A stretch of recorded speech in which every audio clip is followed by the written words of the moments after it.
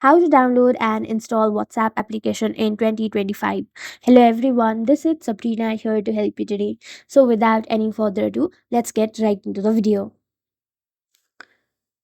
So first, if you are using an Android device, go to your Play Store. If you are using an iOS, go to App Store. Then go to search.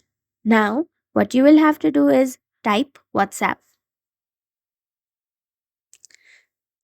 There are several versions of WhatsApp like WhatsApp Messenger, WhatsApp Business. For basic purpose, for general purpose, you use WhatsApp Messenger. Simply tap on WhatsApp Messenger and you will find an option of install. Simply tap on the install button and make sure you have enough space to download the application and you will be done. So that's it. Thank you for watching this video. Make sure to like, share and subscribe to our YouTube channel. If you got any questions, comment them down and I'll catch you in the next one.